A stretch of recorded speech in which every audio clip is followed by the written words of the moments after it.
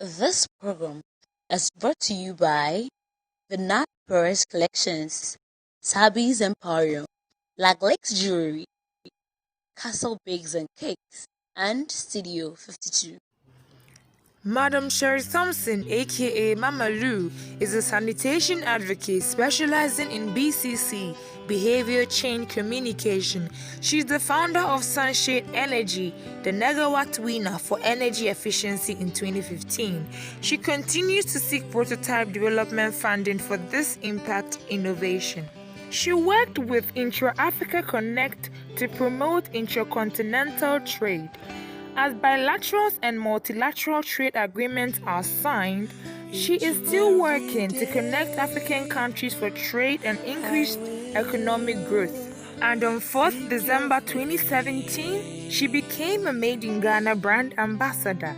Now, as a former brand ambassador, she continues to promote Made in Ghana products and services to global Africa. Africa Arising. This is who I bring to you on The Gist with Chacha. It's The Gist with Chacha. Hello, viewers. This is The Gist with Chacha, and it's good to have you here on my show once again. I know you're guessing why I am Made in Ghana. That is because today we are currently at the premises of Madam Sherrie Thompson, aka MamaLoo, and she's the former Made in Ghana brand ambassador. And we're going to talk about unleashing the wealth of employability within. Before I go in there and meet her, keep your fingers crossed and go nowhere. We'll be right back.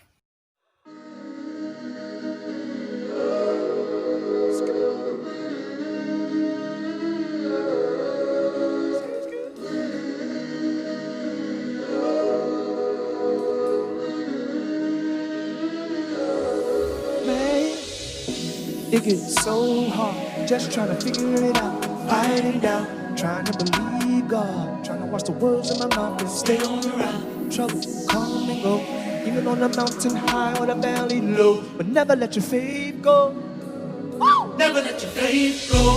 I've been there before, so confused, don't know which way to go. Stressed out, world so crazy, might as well stay in the house.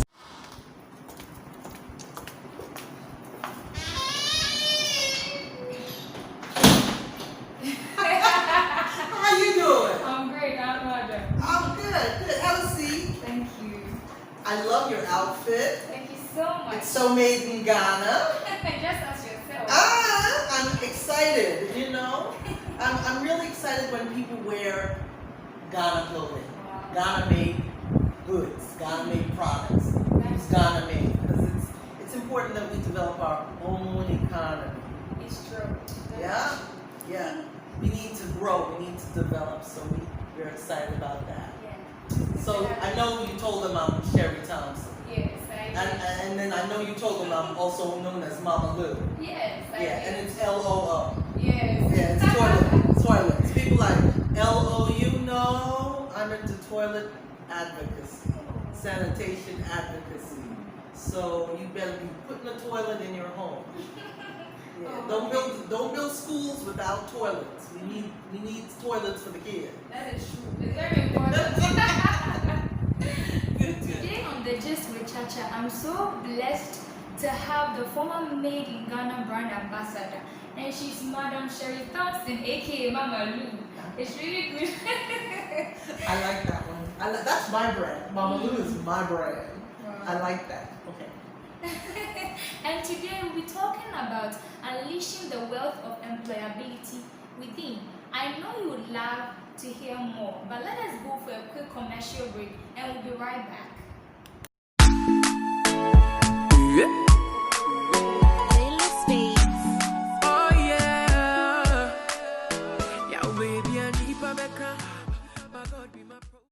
Thank you for staying with us. Let us move straight to the discussion. I know it's going to be very, very interactive and very, very educative.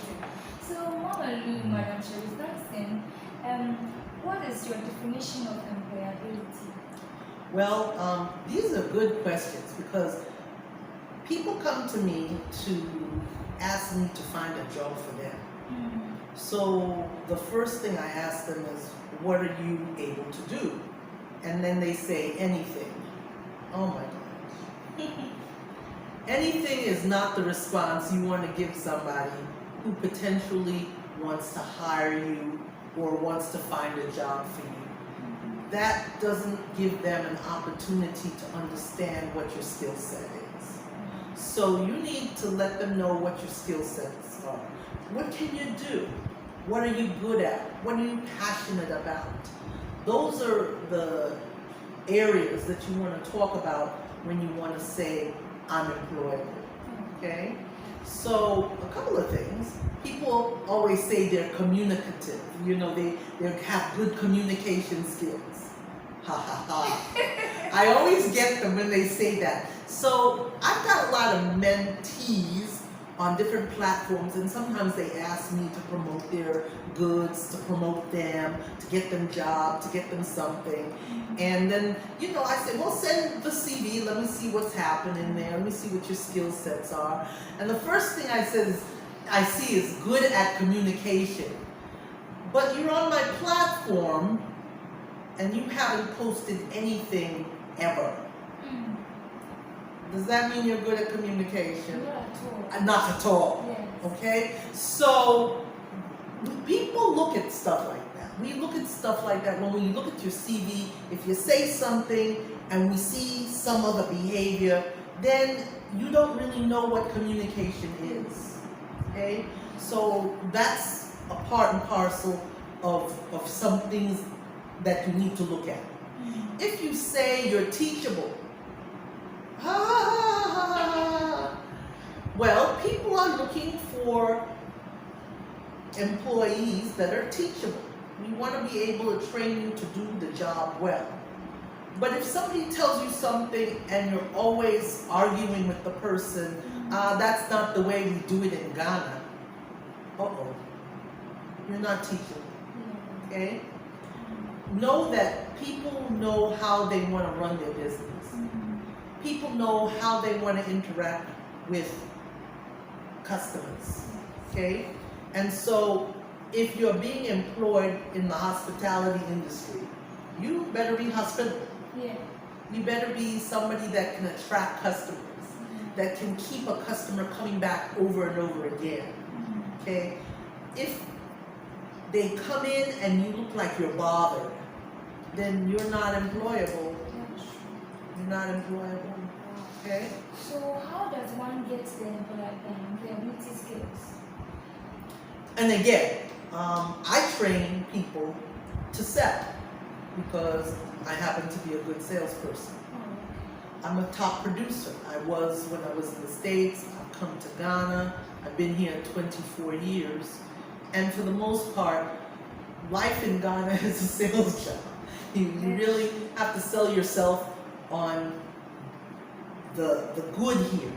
There's good here. But if you don't look for it, if you don't understand it, you'll always think that there's a problem. Oh, the lights are all off, or the water doesn't come, or, you know, you'll always be complaining. But there's so much other good stuff here that I'm so excited that I'm here for 24 years. So I train people for interview. I actually show them how to write their resume or their CV, you know, because the CV. Young people, stop using text message language on your CV. You is Y-O-U, not you, the letter. Oh my gosh. You'd be surprised. People will send a profile and they will have thanks as THX or NX and see, yeah. So millennials, that's y'all folk, you get into the habit of not understanding that communication is different in different areas. Okay, so you cannot write a letter to somebody just like you would write it to your mate. That is true. Okay, so you've got to know what time of day it is. Yes. Okay, and so I gotta teach people what time of day it is, what they're supposed to be doing in the different spheres of their life. Socializing is different from going for a job or being employable. Okay, yeah, sometimes you want to talk pigeon or, you know, patois or some other language at your job. That's fine among your colleagues. But if you go into a meeting with management, that's not acceptable. Charlie Howe is not acceptable. So again, you've got to know what time of day it is, where you're supposed to do different things. And it's different for different events and different occasions. And you've got to make that separation. You've got to be willing to make that separation. Yes. So when you take Ghana's employability and that of the US, what is the difference since you've been there for some time? You mean I was born there? Yes, Yeah. exactly. I was born in New York, Wow. in the middle of the rat race. Yes, I'm a rat racer. In the US, I gotta tell you, we work our butts off. We're running. I remember living in Chicago for some time, and then I went back to New York to visit my sister, to visit my family in New York. And the Midwest is a different pace than New York. So I'm walking with my sister to her next job, and I'm talking to her, thinking that I'm talking to her, thinking she's right beside me. Girlfriend's all the way up the block. Oh, really? And I scream at her, "What are you doing there?" She said, "I gotta go, you walking too slow." Wow. Okay? So it's the way we produce. We are producers. It is production. You've got to have quota. Your stuff has got to be on time and on top. You can't afford to be slacking. It's not slack time. Yeah. Okay? Here, life is easier. Don't get me wrong, life is easier. I love it. I came to Ghana, life is easier. I raised my 3 kids here. I liked that. It was a little bit easier. I didn't have to truck them all over the place. I did my part, but I didn't have to be the soccer mom or the after school everything mom. Because I picked a school where they had a good after school program. And so that was good. And I liked them growing up here. So what made my children, I gotta refer to them because they're all working right now in the States. So what makes my daughter, who walks into any job, any place, and if she wants to work there, she just goes and gets the job. Really? Yeah, because my oldest daughter is employable. Okay? She has good communication skills. She thinks about what she wants to do. She thinks about where she is. She's not doing something else or a side gig at her job. In Ghana, we got a lot of people sitting at jobs, but they got their side gig going at the same time. You're not helping production at the place you are. And that's wrong, because somebody's paying you to be there, to be productive in their space and in their place. And so if you decide that you want to do your side gig at their place, then that's kind of robbing them of that productivity and of the money that they have invested in you. So how can someone unleash the wealth of employability within? First, the first thing I would say is learn what you can do, what you're really good at, what's the passion you have. God gives us something that we're passionate about even from when we were 5 years old. And so you were running around doing things, and it was so exciting, and you got, as a child. So what was that? And then somebody told you had to be a doctor, a lawyer, or a banker, and really? So that went out of you, all that love went out of you. Maybe you sat down and you was putting things together, fabricating stuff, making stuff, and you like, "Mommy," and she looked like. So I think, to be very honest with you, my dad and my mom really loved when I took the vacuum cleaner apart and could put it back together again. Wow. And I was like 10 years old. They got me my first microscope at the age of 10, and I kept on cutting myself to get blood on the slide so I could see the blood cells. It's just like, And it's like my mom's going, girl, what you doing? But I wanted to see different cells. Wow. So what are you passionate about? You know, what are you excited about? What makes you come alive? What's the thing that you would want to do if you didn't get paid for it? Okay? And figure out what that is, and then see if you can make a job out of that. Okay? That's being entrepreneurial. Okay? Entrepreneurs always sort out a problem. Okay? They're looking for a problem. Ooh, that's not the way to do that. So they're looking for a different system. So to facilitate a process, to make things easier. Okay? And so that's something entrepreneurs do. You can find that within yourself, because God doesn't make junk. He makes good people. That is true. Okay? So when we find out what He's made us for, the purpose that we are here for, then you go to that. And interestingly enough, if you kind of stay in your lane, you will be successful, because you're doing His will. Okay? So the first thing is, you need to have a conversation with God. You need to say, okay, what's going on here? Why am I here? You know, what will give you joy? You know, not necessarily what will give yourself joy, because if He's happy with you, then you're happy. So ask Him, what's going to give you happiness, Lord? What's going to glorify your name? What's going to get you excited? And in the end, you know, the money will come. Abide in Him means that you wait for Him to give you what you need to have in order to be successful. Some of us are too busy working to be successful, and we think it's a work thing.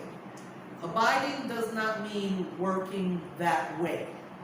You work what He gives you, but He'll tell you when to do that work. That is true.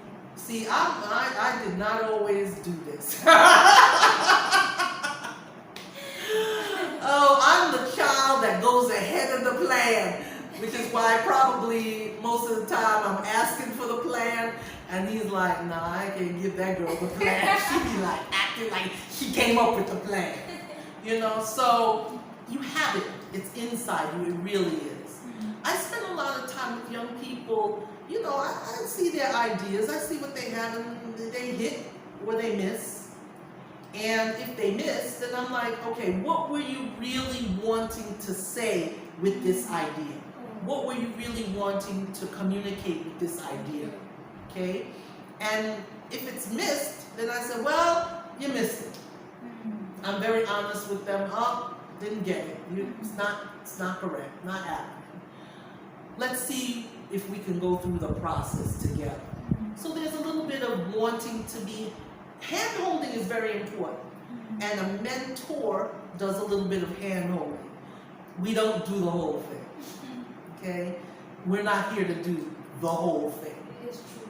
Okay? We're here to guide. So I can guide you to what it is you're thinking about really, what you're trying to communicate really, and how effective you want to do that really. Okay?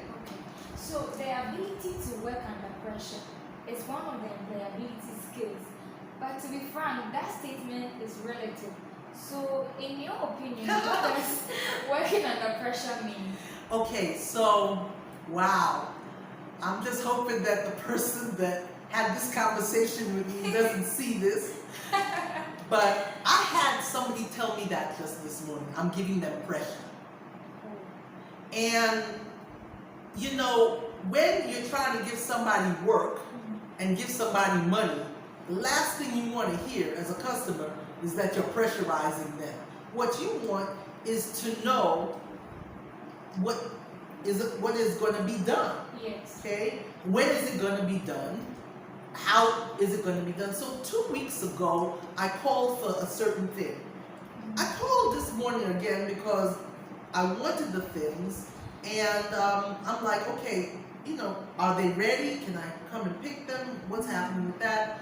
Oh, I forgot. So nothing has been thought about since the time I had a conversation. Everybody wants money. But do you really want to work for the money?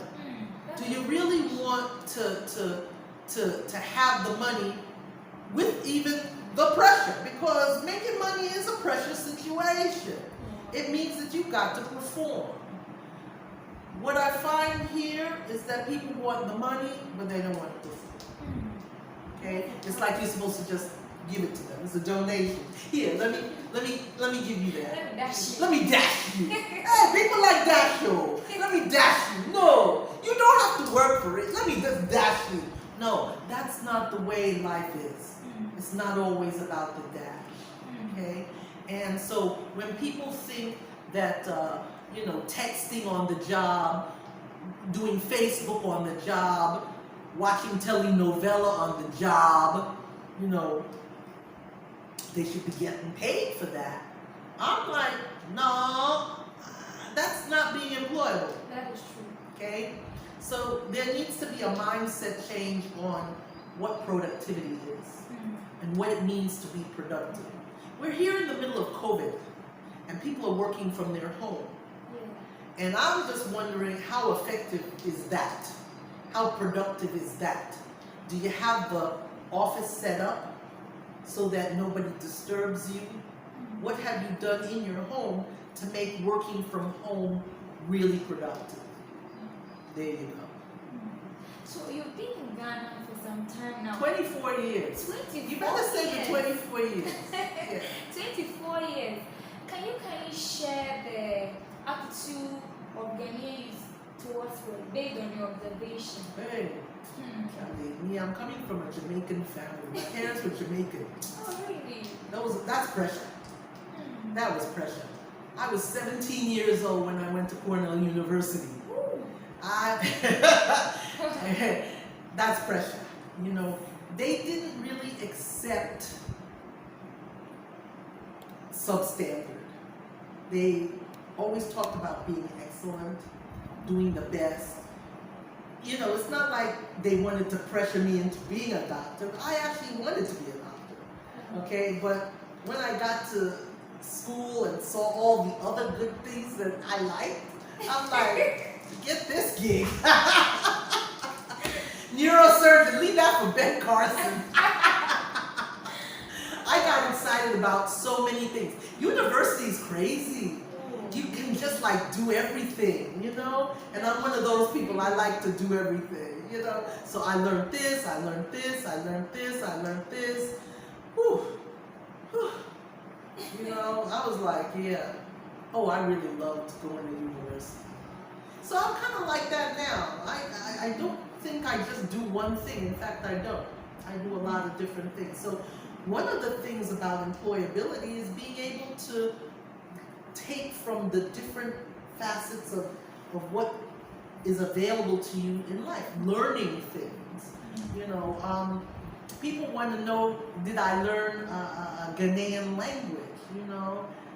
That would probably make me very employable, in some instances. But the national language is English, so I'm like, yeah, but nobody's speaking that outside there. And I'm a global person, so let me hang with what I know. Plus, I got my degree in English Lit. Yeah, I got rid of the biology stuff and got the English Lit stuff. And with that, learning to communicate, learning to just be myself for the most part. And I can be loud, because New Yorkers, we're loud. Because there's a lot of noise, so you kind of got to be loud to be heard. So, Ghanaian youth, what are some of the, attitude that they have? Well, again, it's like entitlement. I'm not entitled to anything. I got to go and get it. I got to be hungry enough to go and get it. But folks here, they think they're entitled to that. People call me up on the phone and, they want me to find them a job. Okay, but I get paid to do that. So here's, oh, auntie, can't you just do me a... No, because it's going to cost me to do that. So you've got to kind of go with muffler. And folks think that they are entitled to whatever. I was 17 years old when I left my parents' house. Okay? So, and I remember one summer, because I worked summers, because Cornell University was At age expensive. 17. I worked summers. 18 was the first time I went for the whole summer, and I worked someplace else in a different state. Because I was selling books door to door. I know. Gosh, I did that for 6 years. But one summer I took off in the middle of all of that, and I stayed home. And my dad was like, "What's your problem? Are you ill?" You know, he didn't understand me staying home and just wanting to be. I know, that's what he said.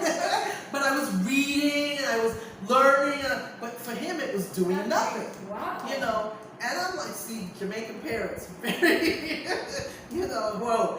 So it was very difficult to be home that summer because for him, my sister was going to E.F. Hutton and she was working at E.F. Hutton. Yeah, and stock So like a standard for you. yeah, she was stock exchange. She was going there, and I'm sitting at home doing Nothing. yeah. So, in the whole scheme of things, you've got to be hungry. You've got to be thinking. You know, I love somebody that will come with a different idea every half a minute, because that means they're thinking. And something will click. Something will eventually click for them. Okay? You know, be there. Be thinking. Be always moving. Be writing down stuff. Don't be copying everybody's idea. Because not everything works for Ghana. Okay? I like made in Ghana because it's made in Ghana. It's originated here. You know, I love this. This is one of my mentees. This is my girl. This is Vendiba Shapes. And she, look at that. Look at what that is waste material. And she just put that together like that. We like stuff like that, okay? And it's creative.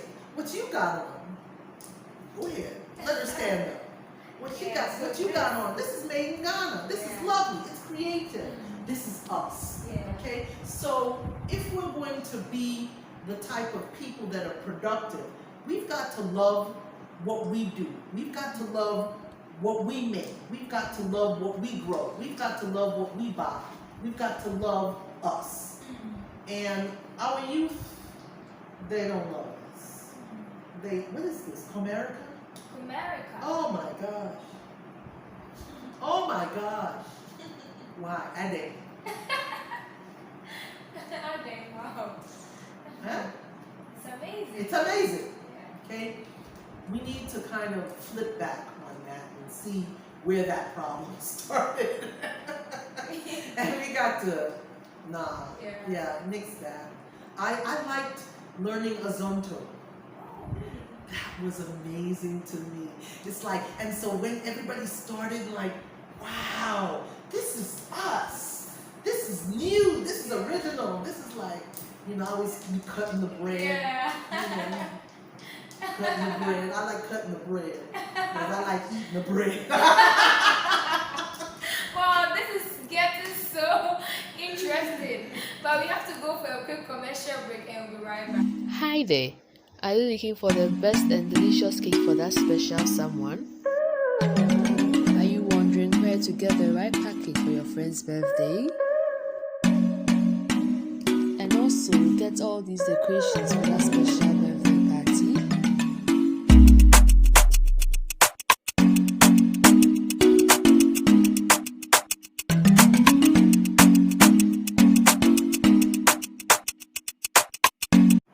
Thank you so much for staying with us, and we are continuing with our discussion.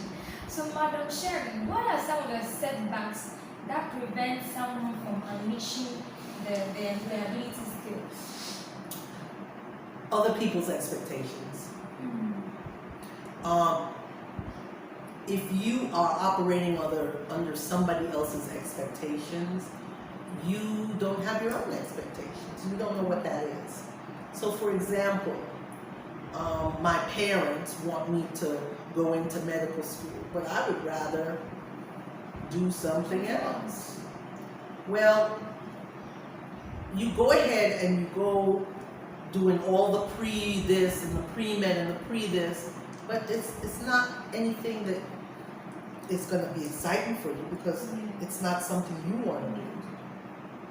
So you never get to the place where you're gonna get employed or get, you know, that position, because it's not you, it's not for you, it's not what you intended to. So that's an obstacle. Other people's expectation of your life. People, women, we got that problem. People expect us to be married at a certain age. And if you're not married at that age, oh my gosh. And in Africa, that's the worst. Yeah. Because in America, we don't really have that problem. Okay, it's like, oh, okay. You know, she's on the CEO track, no problem. But here, if you're not married by a certain time, people just start, you know, losing their minds, you know. And then they start giving you, like you don't have status, like you're nobody. Okay? So that's an obstacle to your self-esteem. And self-esteem is important for employability, that you have confidence to be employed. You have confidence in order to be productive and in order to have be effective at the job you're doing. If you don't have that confidence, if you don't have self-esteem, you're not employable. That is true. Oh, I never knew this. Thank you so much. You did. But it was deep inside. Oh, so, you know I'm a gold digger. I get Yes. that stuff up.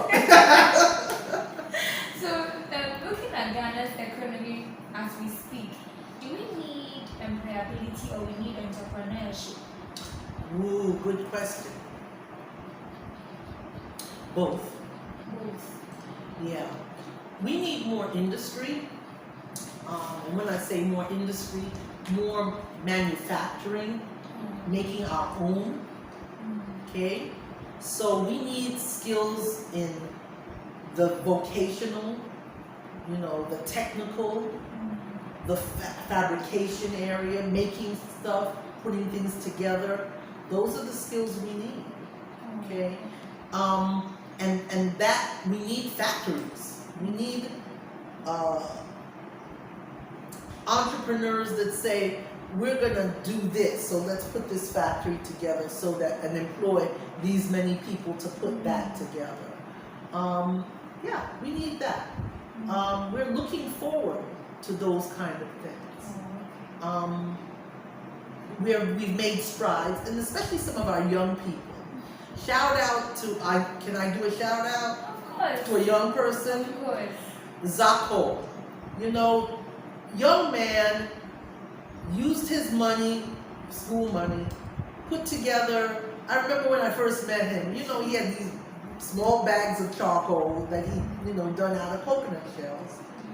And I'm like, wow, this is amazing, using waste. I love when people use waste and turn it into something else, like treasure. It's like, so he's like decided that this coconut waste is gonna be charcoal. Okay, we don't have to cut trees anymore. We don't have, yeah, see, there you go. That my man was thinking about the environment. He thought about the beginning of the product cycle all the way to the end of product cycle and what that would mean, what that would be like. And so a person like that deserves success. We need to put money into those people as entrepreneurs. We're selling the idea of entrepreneurship, but it's only an ideation. Once you have ideas and you go through the ideation process, the next process is R&D, research and development. There is no money for R&D in this country. I'm sorry. If there is, please get with me. I'll give you my number at the end. I need R&D money, okay? Because I got tons of ideas. We got tons of people working on stuff. We need R&D money, research and development. So that we can research and development to prototyping, okay? And the prototype, after we finish that and tweak it and do whatever, then we go into the beta phase where we do piloting.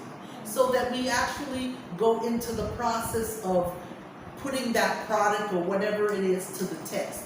It's got to be tried and true, not trial and error. I'm not looking for taking the product back off the shelves in a recall. Africa, we can't afford to do recall. We can't. So let's not recall anything. Let's test it so that we get it perfect or in an excellent fashion of some kind, and then put it on the market. Okay? We don't need anything coming from made in Ghana, made in Africa that's substandard. We are not a substandard people. So we've got a lot of wonderful people. Shout out to Nelplast. I know, I'm doing it. Okay, I don't care. Nelson Watson, young man who takes plastic, waste plastic, and turns them into building blocks, pavement blocks. Go ahead and build your house on this. I know, because we need to give him a whole 3 factories, whole 3 different factories. He's in a shop. We need to give him 3 new factories in different places so that that idea can employ thousands of people. Okay? Let's get that going. Okay? So we've got entrepreneurs, all right, but they don't get the support that they need in order to move to the next level, which is multi-million-dollar company, multi-billion-dollar company. Nobody is putting money with those young people. And frankly, it's a shame. It's a shame. Because then, you know, foreign investment comes, they go ahead and they make a deal, and now they own the company, okay? Because nobody else came. Now they own the company, they paid off whatever, they did whatever, and now we're buying from a foreign company. Okay? A company made in Ghana has now become foreign company. Okay? And money is now going out of the economy. So we need to understand what we're doing as a people with entrepreneurship and how to really support entrepreneurship. It's not just supporting great ideas. We need to support the research and development stage so that we can get to the piloting stage and then get to market. These are the processes you can't skip. People want you to take an MVP and take it to market. You can't do it. You can't do it. That's a recall. Recall! That's a total recall. We're not talking about the movie. Yeah. Okay? See, more and more youth are getting unemployed, and it's like day in, day out, they're lamenting to the government to do this and that. Who's the government? Who's the government? The president. Who's the government? Democracy. Chichi, who's the government? Chichi, who's the... You know I know you as Charity, huh? Yes. Okay, so that other name is interesting to me. Charity, who's the government?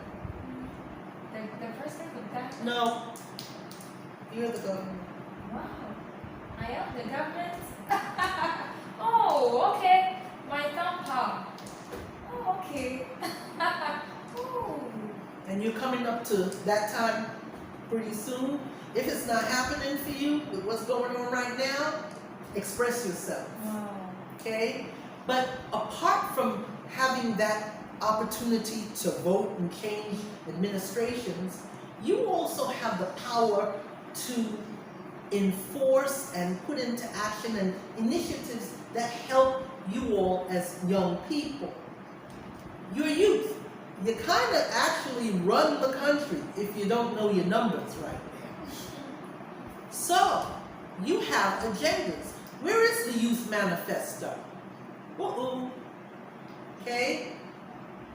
Where is the youth manifesto on being employable? What does that mean? Okay? Why do you have grown-ups working on young people's programs when young people should be working on what they need to get where they need to get in order to be employable, to be entrepreneurial, to be divinely dispositioned? Okay? What are you saying about that?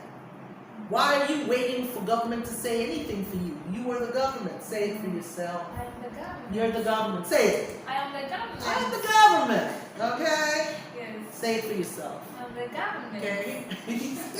He's the government too. So that's important, that you know that you are empowered. And if you don't know that, then I've told you. So go ahead and empower yourself and understand what that means. Wow.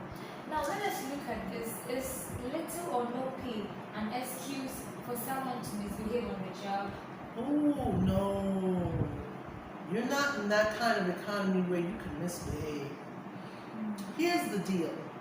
You know, and my son says, Mommy, you give away everything.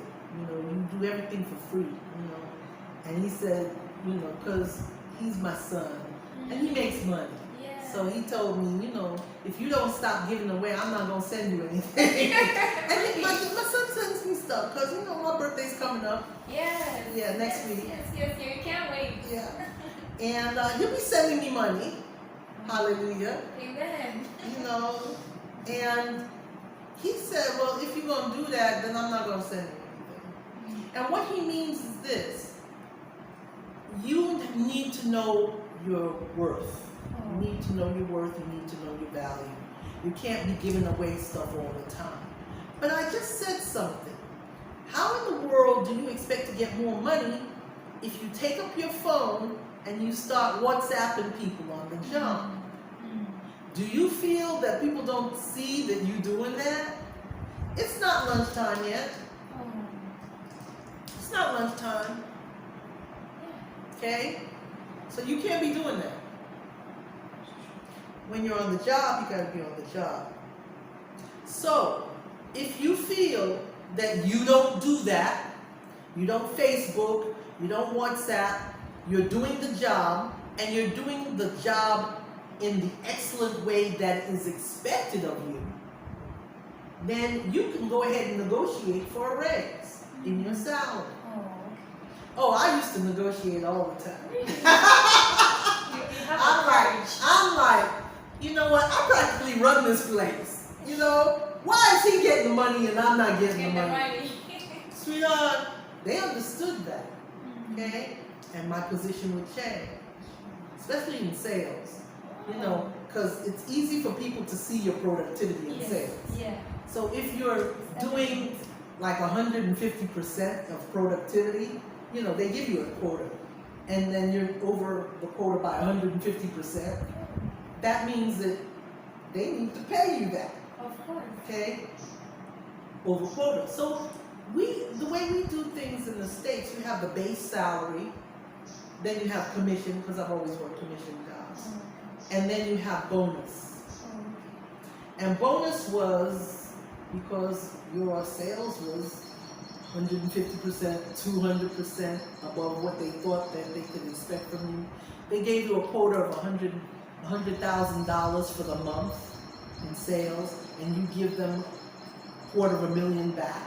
Honey, you better put some money on top of that bonus, because I worked my butt off for it. Yeah.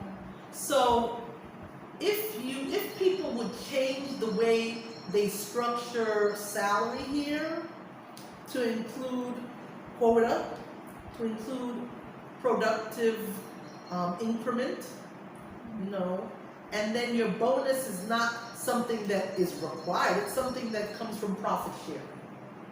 Okay, so if the company is making profit, they can share the profit with the employees.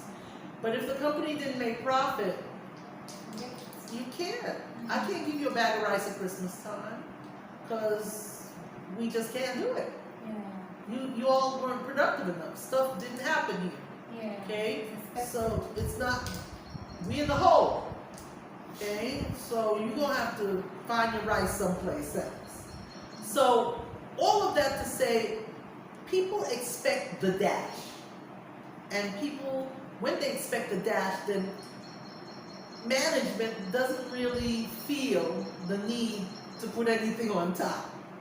They can just dash you at the end of the year and you'll be fine. But that's not the way it should be. That's not the way it should be. Wow. Okay, so no WhatsApping, no Facebooking, no Telegramming, no Instagramming, no Twittering on the job. And now TikTok. Oh, please. Hey. You're ticking the top, and everybody's going crazy because you're sending stuff out like that, and you're at somebody's workplace. You've got to type up, you've got to work on whatever you're doing. You know, you got to be productive. Okay. So now let us come to what you do. I mean, you're looking big beautiful. I really have this word, not beautiful, but beautiful. Like dressed in beads, and you're looking really great. But I would like to know, what do you do? Okay. So the first thing as MamaLoo is I'm a sanitation advocate. Okay. So I look for projects that give me an opportunity to communicate sanitation. Okay. The next thing I do, because I have a company called Sunshade Energy that's still needing to have prototype development funding. It's been on the show, but 2015 I won the Negawatt competition for energy efficiency for Ghana. And we went on a 10-day study tour to Barcelona.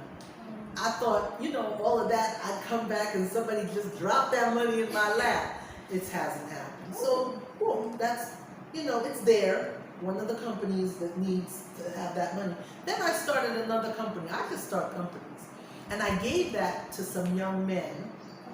They're men now, but I told them that their team needs a couple of women. So they're learning to team build and everything. I gave it to them. I gave them the company. And I said, go ahead and operate this, do this, put together what you're doing, document everything, learn how to put together your process so that people can see what you've done in working this idea. And so they're doing that.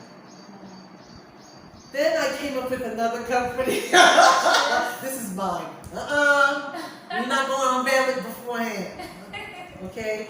Just say this is good. This is phenomenal. And I come up with phenomenal things. Not, I have the conversation with God. God, where's the money? Okay? I wake up in the morning, all I do is have ideas. And I'm like, it would be nice if I had money for this idea. And so one time I really got upset. I'm like, okay, no more ideas until I get money.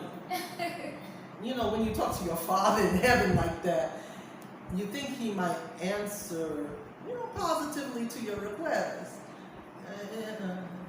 Ideas are still coming and I still have no money. So, at some point, it's going to be just right. Because timing is God's timing. Timing is everything. And it's going to be all of a sudden. Bam. Yeah. And then everything is going to be like that. But until that time, my job in faith is to be positive. Is to be expecting the best. Expecting to get. Expecting to give. Okay? And so when I meet somebody, they have expectations, and sometimes I can say, okay, well, this is what you might want to do. Boom, boom, boom, boom, boom, boom, boom. Bam, have that. Okay. Oh, Auntie, you're so inspirational. Give the glory to God. It's God, not me. God. This is the divine thing here. Okay? Yeah. You see, as I was saying earlier on, you're looking beautiful, but not just that, you're looking beautiful as well. And you love making Ghana. I love making Ghana. So, what do you love? Part and parcel of what I do came about 3 years ago when I started working with the Kenya Trade Expo Ghana. And we explored the bilaterals of trade between Kenya and Ghana because that was pretty strong.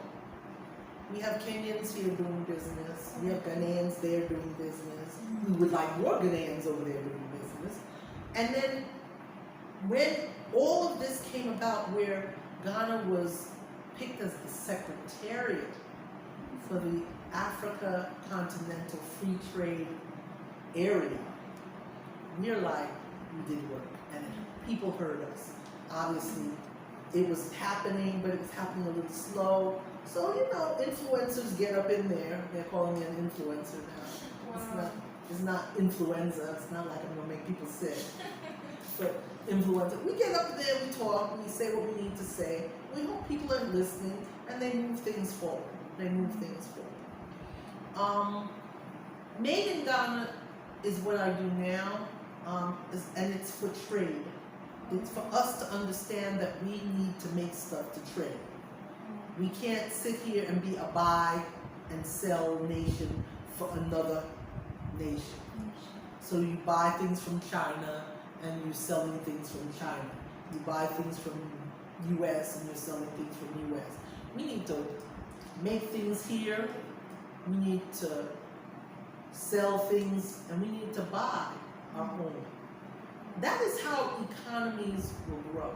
And so with the Africa Free Trade Agreement, and then area, we're looking at Africa keeping the money on the continent. Okay, we are resourced. We're resourcing everybody else in the world, but we're the poorest continent in the world. And that's because we haven't understood our value. We haven't understood our worth. We're able to accept, remember when we started, anything. Anything. Okay? And when you're sitting there accepting anything, then you become nothing. Yeah. Okay? So we can't sit here and accept anything. We've got to understand what the gold really does cost. We've got to understand what the bauxite really does cost. We've got to understand what the coltan really does cost. All of the, cocoa, we understand cocoa. Yeah. Hey, we understand now. Okay, but shea butter should be dealt in the same way as cocoa is in some form or fashion. We've got companies coming in now pulling supply line of shea butter from the small indigenous supply person. That's going to affect that economy. That's going to affect that group of people. And we need to look at what happens when those things happen. What are we doing to make sure that smallholder suppliers, farmers, whatever, are incorporated into the bigger scheme of development? Okay, we need to understand that. So I spend a lot of time in conferences understanding that and putting forth my idea on maybe some of the things that need to be done, and hope that people are listening. Wow. Do I get paid for that? But surely will come. It's part and parcel of abiding. It's part and parcel of going in the way God really wants you to go. And it makes me happy. It makes him happy. So as long as everybody happy, we're okay. So that's part and parcel of what abiding is. Okay. Thank you so much, Madam Sherrie Thompson. It's really been great having you on my show. I've personally learned a lot, and I know you watching me out there have learned a lot too. Listen, the Gist with Chacha is a well of inspiration, as I told you. Please make time and watch each and every Wednesday. And thank you so much for staying with us throughout this exclusive interview with our beautiful and beautiful woman, Madam Sherrie Thompson, aka MamaLoo. See you next time. Authenticado,